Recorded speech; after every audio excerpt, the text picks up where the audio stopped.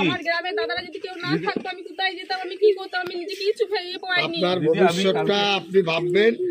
ভাববেন আপনি কালকেও কুলুটে মাল লাগাই সে রাত 10টায় আসছে, সবাইকে বলছে দিদি ভাই তোমাদের কাছে চা মুড়ি খেতে যাবো। আমি দেখতে পাচ্ছি একবার কি প্রয়োজন ছিল না আমার কাছে আসে বলুন, আজকে আমি কি তামাশা দেখছেন আমার কাছে। এইসবগুলো ভালো করে শোনেন। আপনি বিপদে না কে বলছেন এইসব মিথ্যে কথা? আমি দুপুরে আসেনি, কে বললো? আমি এসছি সন্ধ্যাবেলায়, এখানে রাত 10টায়।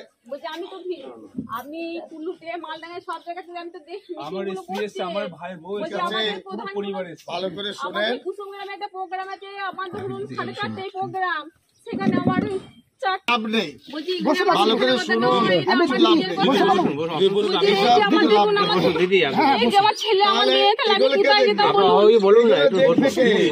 বিধবা ভাতাটা দেবে কে? মমতা ব্যানার্জি দিবে তো? তাহলে এটা দল দেবে? দল এটা দেবে বিডিও। আপনাকে সার্টিফিকেট নিতে হবে স্বামী, তারপরে ওদের পড়াশোনা, মানুষের আয়ু সময় যদি আমরা যদি না পাই তাহলে আমরা কালকে সেই সময় তো আমরা গ্রামের মানুষেরা এসব কথা বলে না, এসব বলে কিছু লাভ নেই।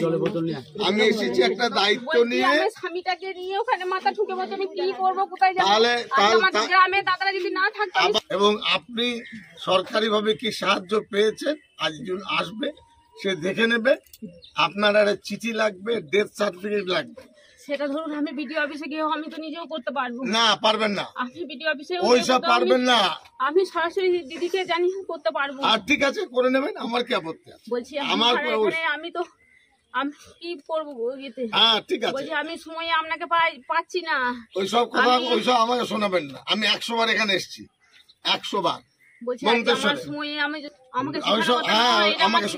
আপনার বুদ্ধি কতটা আমার জানতে আপত্তি নেই, আমাকে শুনিয়ে লাভ নেই। আমি আবার বলছি, বিধবা সহ সরকারি অনেক সাহায্য আছে, যেটা আপনার ছেলে আপনার মেয়ে আপনি যেন পান, দাঁড়াতে পারে। এটা হলো মূল কথা। কোনোভাবে যদি একটা চাকরি হয়, বাজ পড়ার মতো এটা হয়েছে, এটা আমাদের হাতে নেই, কারোর হাতে নেই। দিদি উনি শুনেছেন, উনি আপনার কাছে এসেছেন আপনার সহানুভূতি জানাতে।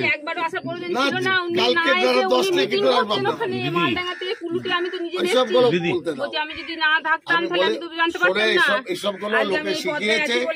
আমি আবার একই কথা, মিথ্যা কথা আমাকে বলবেন না। এখানে শিখিয়ে কেউ নেই, আমাকে কেউ কোনো কথা কেউ শেখাবে না। একটা বিধবা মা এরকম কথা বলে, এরকম কথা বলে গ্রামের বিধবা মেয়েরা কাজ করবে। নেতারা সান্ত্বনা দেবে যে তুমি আমার সাথে আছো, সাহেবকে শোনাও। এটা আমার কি হবে? আমি আমার দায়িত্ব আছে।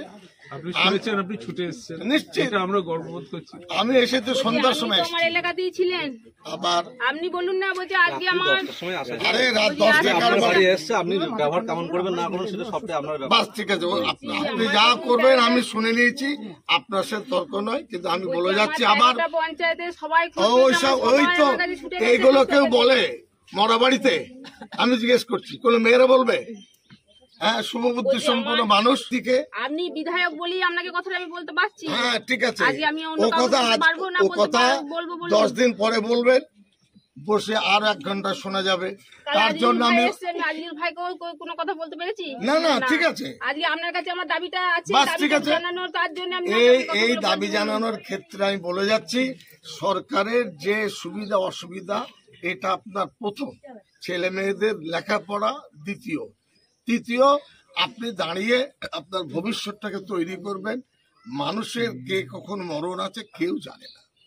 আমি কাল পঞ্চায়েতে যে পজিশনে আছেন আপনি ওখানে মিছিলটা আগে করতে গেলেন, আপনি ওখানে গেলেন, আপনি স্টেজে গিয়ে ইয়ে করছেন, আপনি ওখানে একবার তখন মনে করলেন না যে আমি একবার 2 মিনিটের জন্য গিয়ে একবার আমার সঙ্গে দেখা আজকে এসেছেন আপনি আমার কাছে রহস্য দেখতে।